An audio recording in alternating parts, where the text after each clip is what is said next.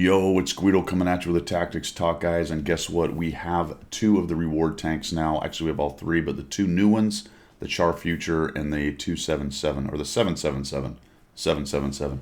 I will review that in a separate video, but we have the Char Future on this one. What is behind the glaring light you can see? Isn't that tricky what I did right there?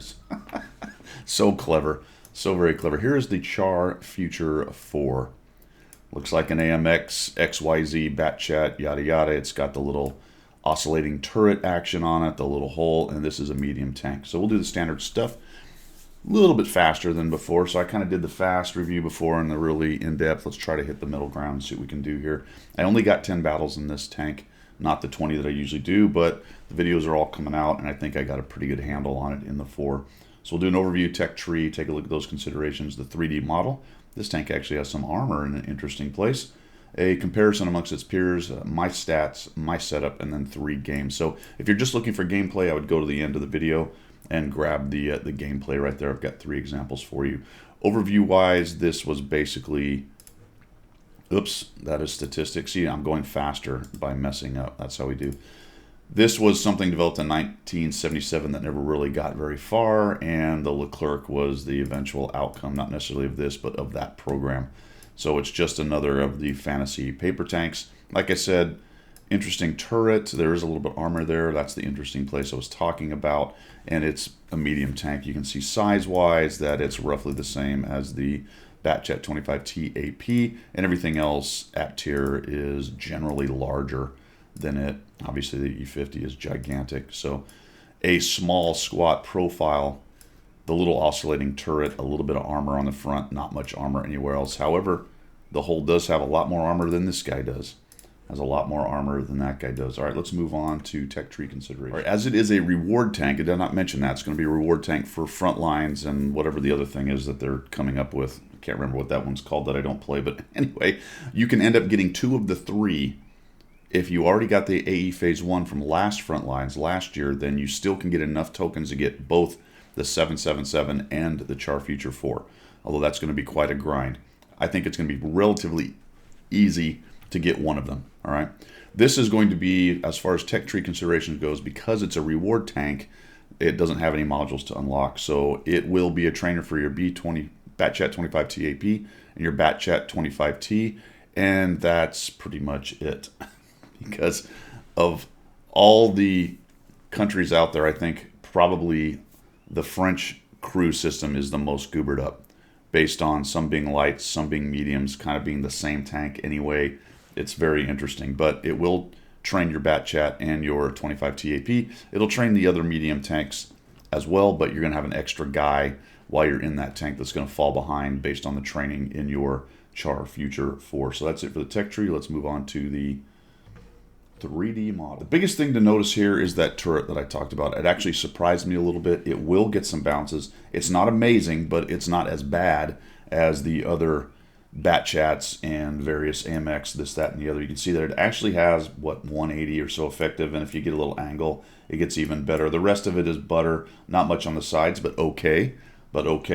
And of course the hull is terrible, and we've got some weak stuff going up here. I have not investigated how much of this is hitboxes. It looks like it's modeled that way up on top here, so maybe the very top part of it is much weaker than this front facing, so coming up over ridges is going to be a bit of a problem, but still, you will get some surprising bounces off of that, whereas in most of the other Batchats, unless it was an angling thing that you just got an auto bounce angle out of it because it's weird shaped little turrets, I won't say you can rely on it, but it's going to be a little bit more reliable, let's put it that way, than your Batchat turrets are right there. And it is very small as well and compact tank, hard to hit. The rest of it's all very soft. Great big tracks on the side for eating heat, and a nice tray back here, which, I don't know, maybe that's spaced armor when you come in from behind, so to speak, unknown.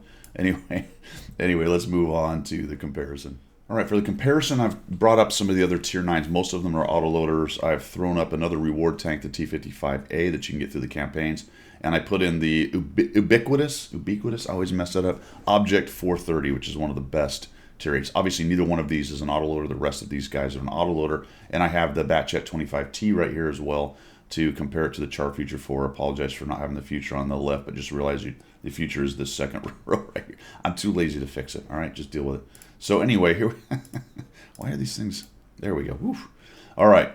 Firepower-wise, all right, I'm going to summarize the Char Future 4 pretty easily for you if you have a Borosk or you've seen one. It's like the Borosk's bigger, beefier, slightly slower, slightly less intelligent brother. But this kid can play with the big boys, right? He can play with the adults. He's big enough. That's kind of the thing. There's a couple things the Char won't do that the Borosk does, sort of. And we'll talk about that when we get into the replays, but that's a generalization. It is a slightly beefier Borosk, a little bit less agile. It is also a straight upgrade over the Batchat 25 TAP, which saddens me a little bit. There is only one thing the Batchat 25 TAP really does better, and that's if it can put every one of its shots in its clip into you. And the fact that its intra-clip is faster at 2.73, and the intra-clip on the Char Future is 4. Frankly, that's not a whole big difference. And the Char Future only carries the 4 rounds. So those are some generalizations. Things that the Char Future has. Look at this 390 Alpha on the gun. That's amazing. Same as the Object 430. But we're talking 4 shells in a clip of 390. That's, holy cow. This thing will punch you hard. And if it's allowed to get 2 or 3, 4 of its shots into you, you are coming out in a hurting status after that. The penetration, what in the heck? 264 standard. Excuse me. That's good. In fact, it's only second worst to the standard B. Holy cow. Rate of fire, we don't worry about that too much because it's an autoloader, but we'll talk about the rest of the autoloading stuff down here. The reload is 39 seconds, not as bad as the 25 TAP. Worse than the standard B, but not by much. Now remember, the standard B has the Italian system, so it's slightly different. It's not exactly apples and apples right here. And then 21 seconds on the Skoda T50. I mean, it is almost twice the amount of time as the Skoda T150. And that plays out in a couple areas down below we'll talk about. The gun depression is decent at 0.75. That's a weird number, but there you go. That's what it is. Not as nice as the standard B, but it is usable. Somewhere around 6 or 5 is very painful, much like the Batchat. This thing is not very comfortable. I wouldn't say it's nice, but it is usable in more situations than, say, a 5 or 6, obviously. Aim time is really quite good at 2.11, which is a bit insane. Dispersion is decent at 0.33. Remember that these are all 100% crews with no equipment or bonuses or food on them for my comparison here. So you're getting a stock, well, fully upgraded on the ones that are tech tree, but basically stock tanks with 100% crews, so no bonuses. This is what I was talking about. What it gets you is the average DPM. All right, so you're talking 1830 in the Char Future, which is only slightly off the Batchat 25 TAP and considerably below the standard B and the Skoda at 2300 and 2000, which is very odd to me, but there you go. It has a lot to do with its potential clip at 390 times 4 right there, right? So math in public, about 1600 minus a little bit right there. Obviously the 430 and the T55A are up there because they are standard round tanks, and that's kind of the balancing thing that Wargaming does. Hit points are about the lowest. I think they are the lowest. Sorry, it's slightly higher than the 25 TAP at 1750, so it's a little more robust than that one, and it's more or less right in there with the rest of them. Here's that armor I was talking about, the 140 on the turret face, 90 on the side of the turret, not bad, and 55 on the front and 40 on the sides. You can see that it's quite better than the Batchat T25 TAP. So there are going to be some HE shells that are going to not be just absolutely auto-penning you all the time. Although some of the bigger ones are not going to have a whole lot of trouble. It's still a very soft tank, all right? So think a standard B softness, maybe even a Skoda T50 softness. Obviously the single shot guys with armor, these Russian things, are going to do a lot better in that case. Mobility was interesting. It's good, but not amazing. The T25 TAP has a slight advantage over that, 5 kilometers an hour more. Both have good reverse speeds of 20, and the traverse really is a pain on the Char Future 4, so it's like a big boat. It has a hard time turning. Once it gets up to speed, it will get you where you want to be, but be careful about the maneuvering fights. That is a bit of a problem, and the 25 TAP has an advantage. That's the one advantage the T25 ATP really has over it. Concealment's actually pretty good. In fact, all these tanks are decent, but 16.13 is nice, and 12 on the move is not bad at all. So it's a small tank, not very easy to see. 390 on the view range is okay. you'd rather have, I'm sorry, 380, you'd rather have 390, 400, obviously. So it's interesting that these little French tanks have kind of bad view range. But you add with the camo and a okay view range, and it does a nice job end game, especially in the cleanup phase when you've got a 4-shell clip adding up to about 1,600 damage. You can take some guys out end game very, very quickly. And then you've got a long reload, which I did mention a little bit of 39.14. Remember, I mentioned earlier, there is a 4-second between shots wait. So it takes you 12 seconds to get all 4 of your shots downrange, right? The first one, 4 seconds, second one, 4 seconds, third one, 4 seconds, fourth one, right there. So it does take you a while, although it's not much longer than the rest of them, to be quite honest, although the standard B gets it down. I think the Skoda is way, way faster with only 3 at 1.8. This thing fires amazingly fast, but it's not far off from the standard B, so think standard B timeline of taking shots out there.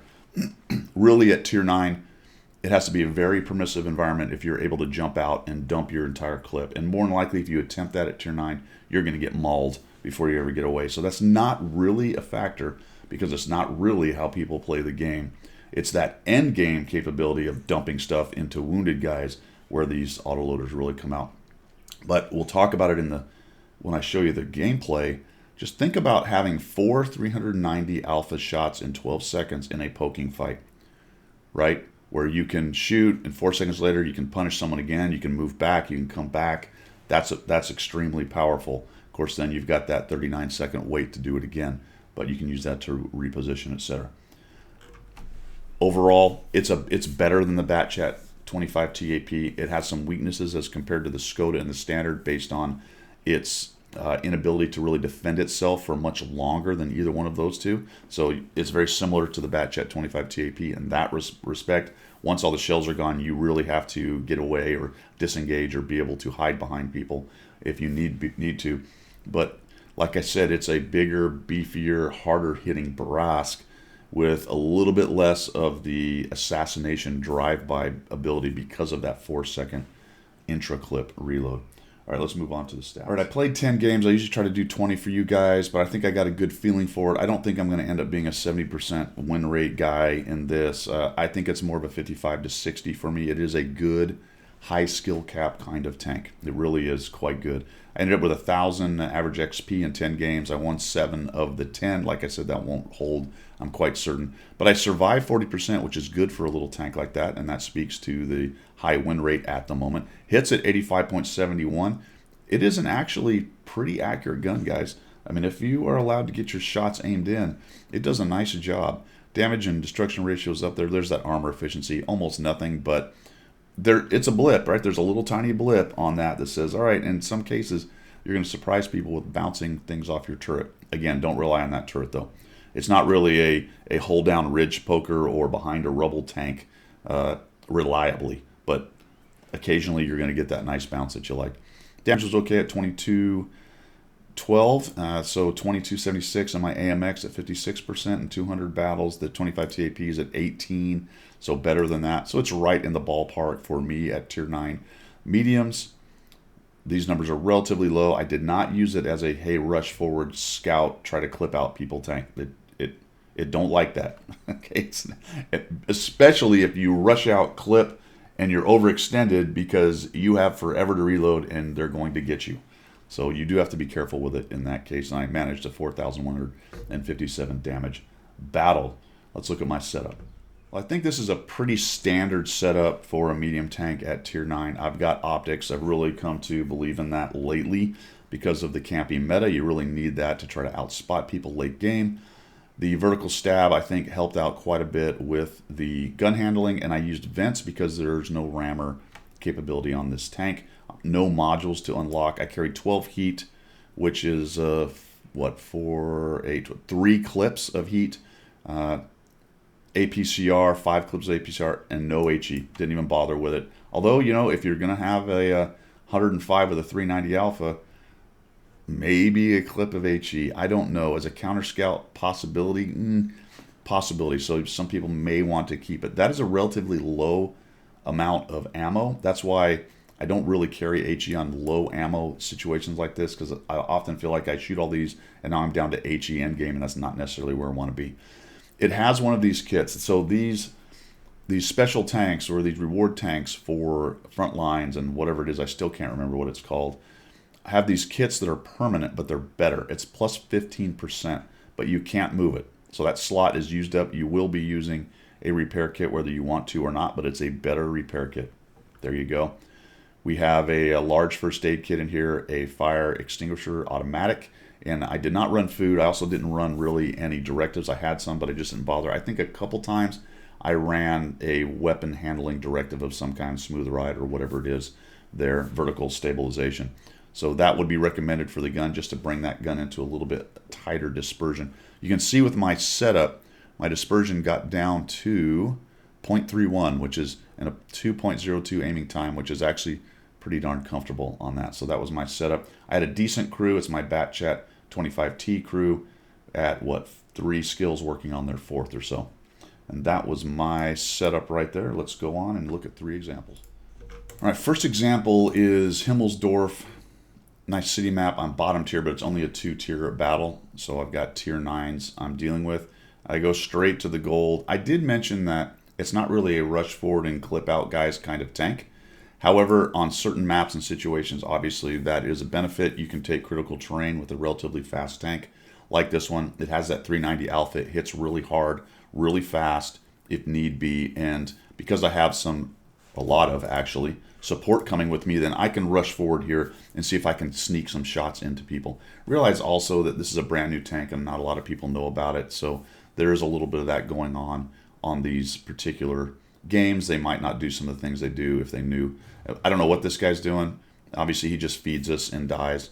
But I take advantage of that, and we push on this other Prohorovka. I've got 3 shells. They hit so hard.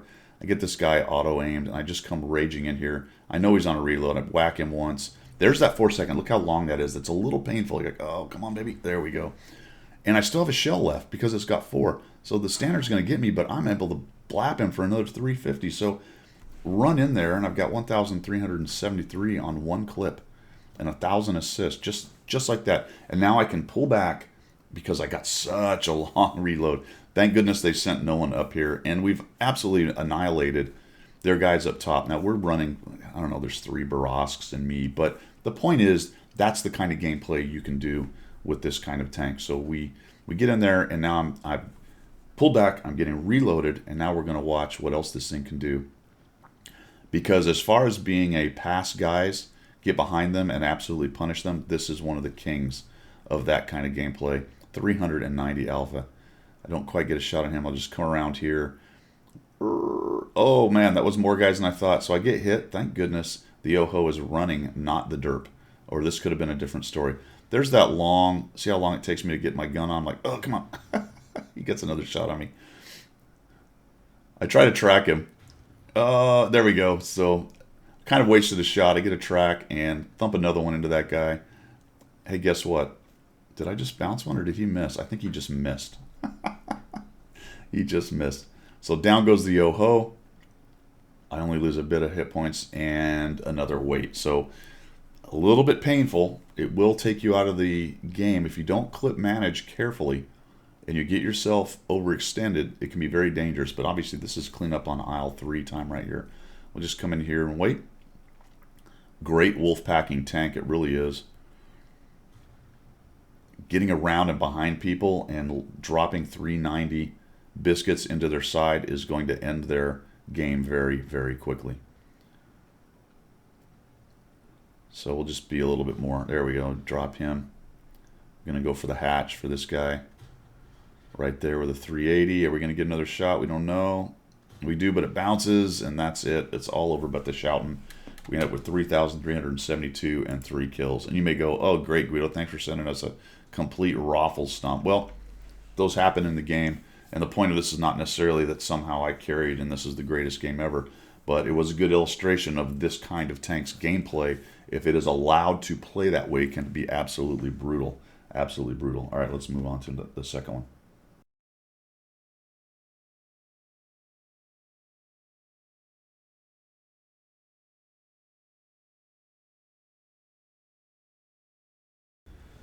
All right, I think last game I said I was bottom tier, but I wasn't, right? Because I'm a tier 9. I keep mistaking this for the Barask. Now I'm bottom tier in a 2-tier battle. Nice thing about a tier 9, you're never going to be two tiers down, right? Just the way the game is built. We are here on Cliff, and I'm going to head over here to the middle.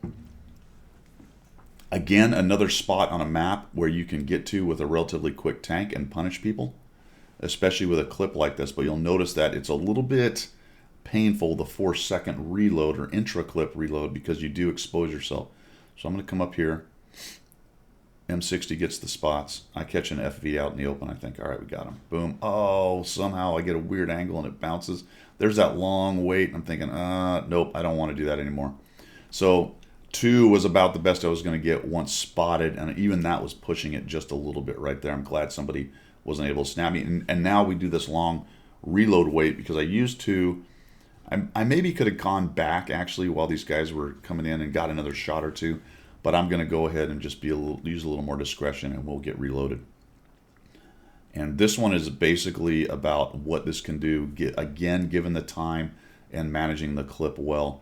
I can see that they're kind of busy fighting our guys in the middle. And I'm also seeing that, based on what the 110 E5 and E75 are seeing, nobody really went to this center. So I'm going to actually change this fight up. And unfortunately, he's going to get a shot on me.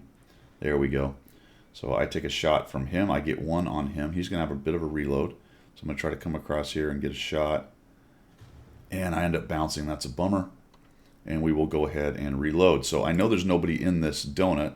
Unfortunately, now an E100 decides he wants to come in there. He takes some big hits, though, so that does soften him up. And then I got a 430U coming in. And we do have a problem on our 6 o'clock back behind me. You can see that an FV and some other things have pushed in. But they've got them kind of locked down for the moment. This was where I was getting a little bit worried about this particular match, because I wasn't really sure how we were going to deal with those guys. But look how long the reload is going. It's just taking a very long time, and that can be a critical thing, being out of the game that long trying to reload. Especially when I only managed to put 733 on the board in that time. So with the 430U and nobody else around the corner, E100 kind of forced my hand. So I'm going to try to come around behind. The auto aim was a mistake. I wish I had not done that, because there's one round I'm not going to get into him. There's that long 4-second. I get one more. I can't go. The problem is I can't go over there behind him, because this T30 will eat me alive. And I was really hoping that the 430U was going to be in here and help me a little bit better. Kind of a bad shot into the lower plate. I had the alpha to get rid of him, and unfortunately wasn't able to do it. But the 430U comes out with his big hitting gun and takes a guy down. So now we're back to a reload. I'm going to hide from the one arty. Probably wasn't long enough, to be quite honest. I'm imagining if he was looking at me, he saw me start to move. I don't want to use the other side over here again, because the T30 will be waiting for a shot. I'm going to hug the wall again because of the T30. And we're going to come back over here, and again, I'm waiting for my reload. I'm only at 1147, but we were able to take down that E100 right there. So I got that nice long reload. Waiting. And the point of this particular replay for you guys is just to show that if given the opportunity and played right to where you can get back to your reload, you're going to be in pretty good shape. You'll notice that my heat shells are down to 9. Because I've got 4 in the clip, that's going to require some careful management of my shells to make sure I don't reload 2 shells or 1 shell. And that can be especially painful in this kind of tank if you miss that, because it does take so long to reload. If you spend 30 seconds reloading 1 shell, you're going to be bummed. So we sneak one into this guy. Should have another shot here. We'll take him down. There we go. Now I'm thinking about whether I'm going to reload or not. I've got this T10 over here. And I decide, all right, no, let's just go ahead and load it back up. We haven't completely won this, and I don't want to just go poking my nose out there and getting thumped for no reason. I'm still worried about the Leopard and the FV, because if I get seen out here in the flats, they'll come up out of that little pit and start shooting me. For the moment, they're pinned down or they've left. I'm not really sure what they've done, to be honest. I do press the I'm reloading thing with this tank a lot more than any other autoloader, especially if somebody comes up and looks like they're trying to support me. I don't want them to think I'm ready, come out there and get mauled because I'm still waiting. That just plain old missed. That was a bummer. And we get him down. There's the leopard. He takes a shot at me. Well, he went back, and you can see he was last seen way over there on the east side. So he's actually pushed back up to their little sniper hill. And I'm just really surprised he already hasn't taken an interest in me, but they must have enough guys in the middle to shoot at or up on the hill. Again, back to the reload. It takes some time. We got 1,908 damage. Back over here, kind of thinking, all right. I didn't actually process for a moment that it was the leopard, and then when the FV, I noticed the FV was dead, I figured, oh, shoot, all right, we're good to go here. So now I'd like to find this a mill. I don't suspect he's gone very far, based on guys being up on the hill. I see the 110E5 is pushing in, and there he is. So he's just out in the flat right there, getting double teams. He's in a herding status. We'll just come out here and put one in there. He's not looking at me. That's good. That's going to give me a second one. Still not looking at me, and now he says, oh, I'm going to shoot you, so I'll take that one more. We'll back out. He takes the shot, and we're able to put him down. There's that one shell. I do not want to reload the one shell, so I switch over to the APCR. That's kind of what I suspected might happen when you get those numbers that aren't an even multiplier of whatever is in your clip. You do have to keep track of that. It would have been nicer if I'd have been able to use it, because now if I have to, I'm going to have to, if I used all 16 of those shells, not going to happen in this game, then I'm reloading that one shell for 30 odd seconds or whatever the time is. Leopard crashes trying to get away. 277. I was hoping I could dive on somebody right here. I'm going to come up over. We spot that guy, so we'll get some spotting. Somebody else fires. I don't quite get aimed in. I missed a shot right there. I'm trying to auto-aim this guy. Oh, can't quite get it. Now I'm stuck in the rocks. Come down the hill. Trying to do this without completely dying. Somehow I manage it. Soap rocks. Those are awesome. Come around behind this guy. Too late. He notices me. And now we can use the mobility of a nice mobile medium tank with a clip. I make a bad shot right here. I don't know what happens. I just sort of bounce off of, I guess, the turret or whatever I did there. Not quite enough to kill him. 388, and down he goes. Big hit from the 705A. 4 kills, 3,526 damage, 1,627 assist. A good example there of, again, managing the clip correctly so that you don't get caught out. Now, I did get caught out several times. I'm not going to show you those games. All right, let's do the third example.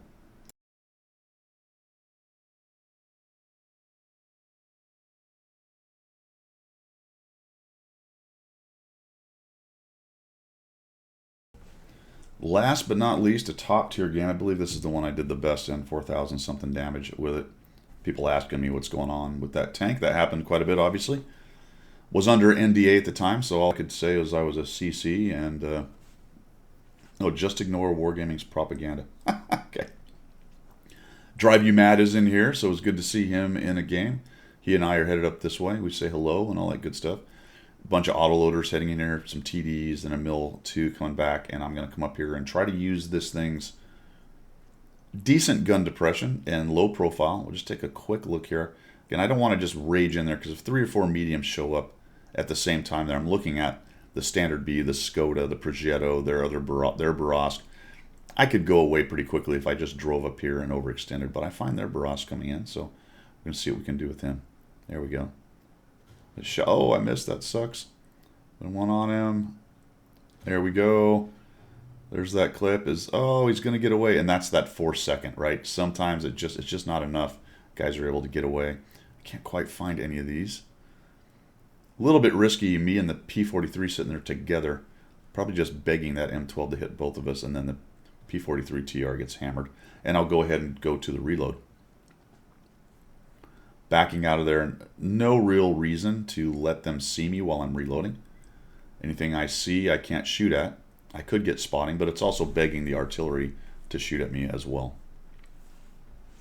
And I don't want to beg artillery to shoot. There we go. See, he begged artillery to shoot at him. I'm looking at the city going, this does not look great down there. I almost went right there, but I'm going to stay for a moment and see if we can work these guys. They don't seem very interested in coming up to the hill, so I'm hoping we can kind of take some of them down. I'm just about reloaded. See the timing on that?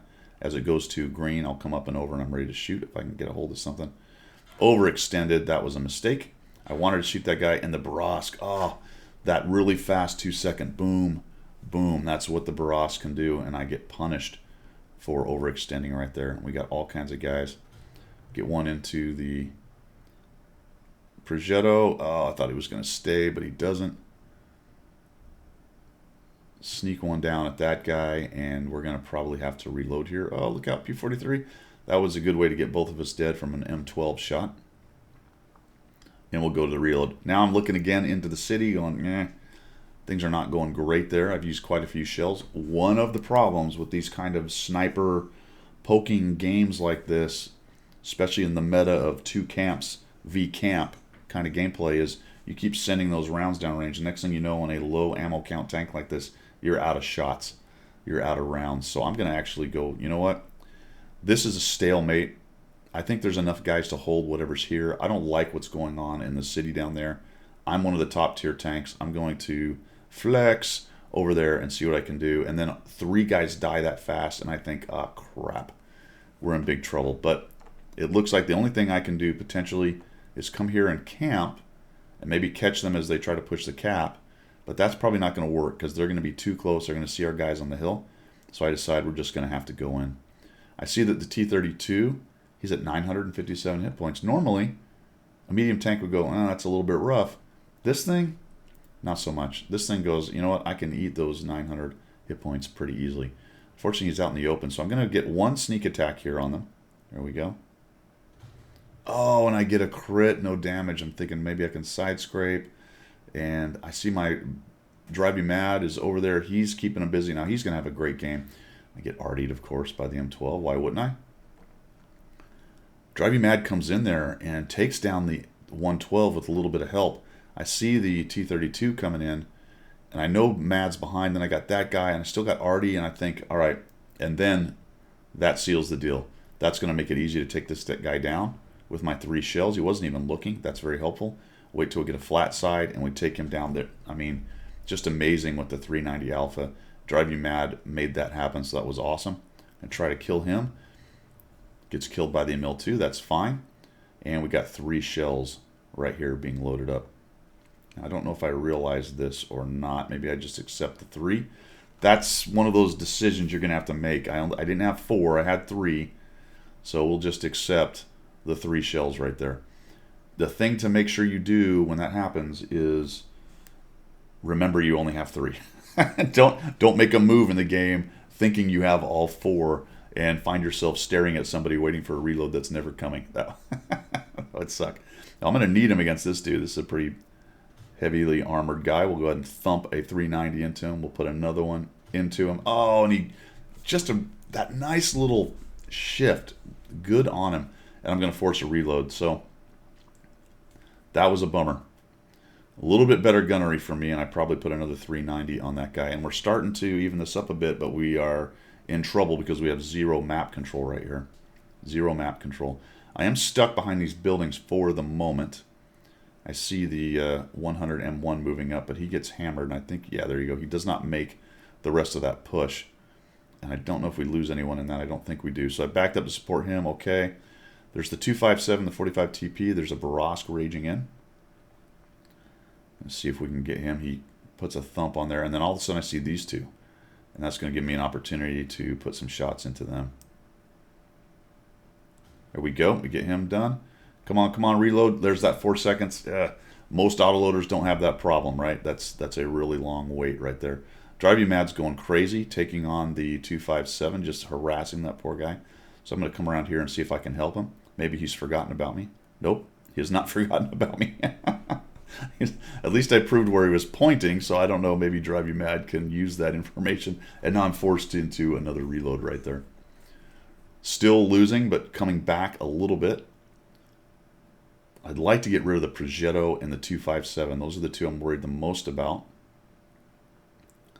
I don't really know why I did that. That was a bit stupid. I wasn't reloaded. I think I was trying to get him lit again for Drive You Mad for that.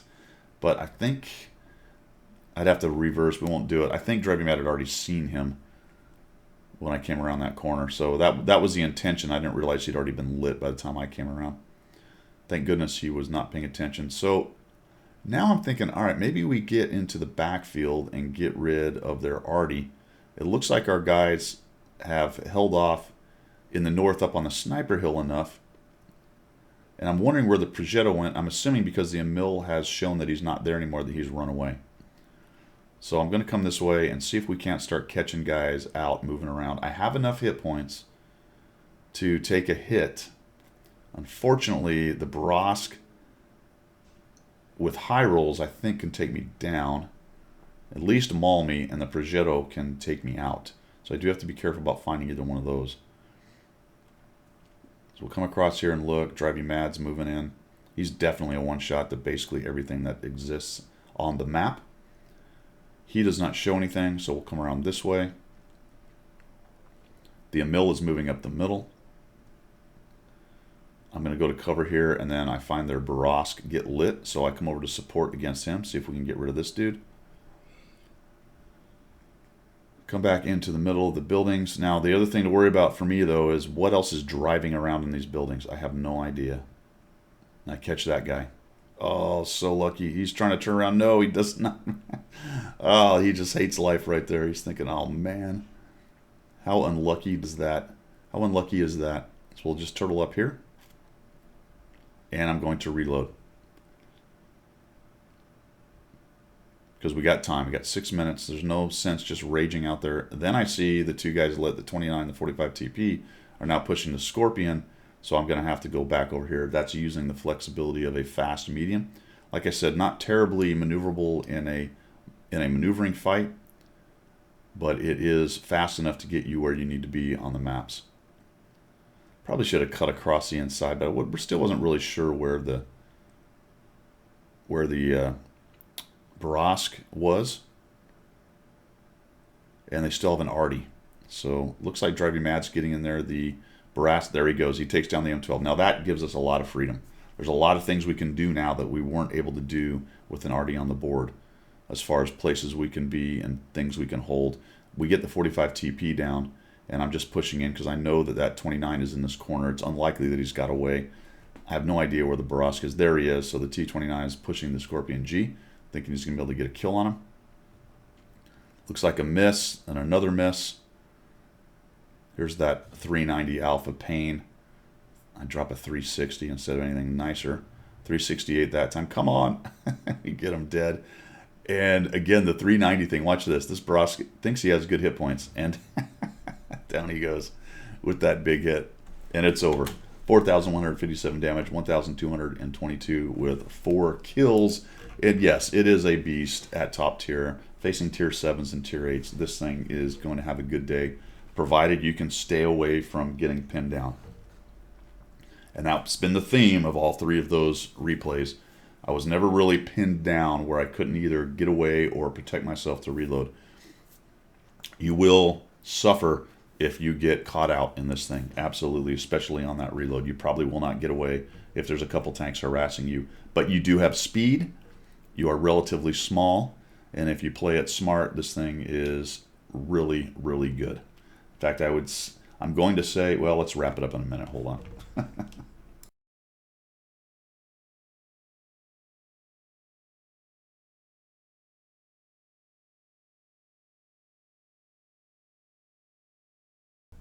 All right, that is it for my review of the Char Futur 4. One thing I did not note, the gold pen is quite nice at 330. That's really good for a premium tank, and it's a heat round, so it's going to chew through those thick armored dudes and have trouble with tracks and angled armor. Overall, what is the Char Futur 4? Like I said, it's the Borovka's bigger, slightly slower, meaner brother. And I would say it is straight up better than the Batchat 25 TAP, and it competes with the Standard B and the Skoda as one of the best auto-loading tanks in the game. One of the best mediums at tier 9. Would I say it's straight up better than either one of those? No, because it has some vices that aren't great compared to those two. But when you also look at it and go, dude, I can drop about 1,600 damage in 12 seconds in this thing, provided obviously I pen and hit and all those good things. That is pretty brutal for a little tank that's running around with a big gun and a big fist. All right, guys, that's all I've got. Thanks for coming by. I hope you liked it. If you did, make sure you subscribe to the channel, and we will see ya.